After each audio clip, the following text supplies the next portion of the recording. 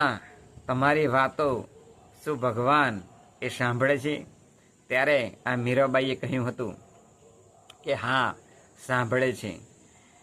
આજે નહીં તો વર્ષો પછી પણ મારી જ્યારે લાયકાત થશે ને ત્યારે ભગવાન એ મને જરૂર એ મારી સાથે વાતો કરશે અને મારી વાતો પણ એ સાંભળે છે. આમ પૂરી નિષ્ઠાથી, પૂરા ભાવથી જો ભગવાનની પ્રાર્થના કરવામાં આવે તો એ આપણા હૃદયનો પોકાર એ જરૂર સાંભળે છે. કારણ કે ભગવાન તો દરેકના પાલન કરતા છે અને દુઃખી હૃદયોનું બંધન તોડનાર આ પરમાત્મા ભગવાન છે. માટે પ્રાર્થનાનું મહત્ત્વ અનેક ગણું એ આપણા જીવનની અંદર એ હોવું જોઈએ. આપણા મનને સ્થિર કરવું હોય તો પણ પ્રાર્થના એ ખૂબ અગત્યનું પરિબળ છે. આપ જોતા હશો, જ્યારે દ્રૌપદીનું ચીરહરણ થયું હતું ત્યારે દ્રૌપદીએ ભગવાનને પ્રાર્થના કરી હતી.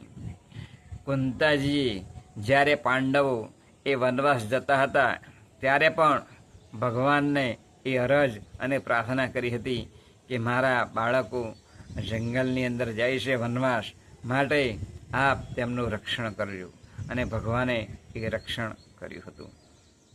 આમ ભગવાન આપણા અંદર નિષ્ઠા, પૂર્ણ શ્રદ્ધા, પૂર્ણ ભાવથી જો ભગવાનને આપણે પ્રાર્થના કરીશું તો એ જરૂર એ સાંભળશે. જેમ આપણે ભૂખ લાગી હોય અને આપણે જમીએ તો 5-6 કલાક આપણા જે જઠરાગ્નિ છે એના અગ્નિને ઠારે છે, તેમ આ પ્રાર્થના પણ આખા દિવસ દરમિયાન જે કંઈ આપણા પાપ થતા હોય અજાણ્યાથી, એ પાપની અંદરથી એ મુક્તિ એ જરૂર આપે છે અને આપણા મનને શાંતિ આપનાર પણ એક પ્રાર્થના છે. કારણ કે નિત્ય ચોક્કસ સમયે ચોક્કસ પ્રાર્થના કરવાથી આપણું મન ધીરે ધીરે ધીરે ધીરે સ્થિર થતું હોય છે અને ભગવાનની અંદર જોડાણ થતું હોય છે. આપણને અનંત ઘણો એ આનંદ આવતો હોય છે.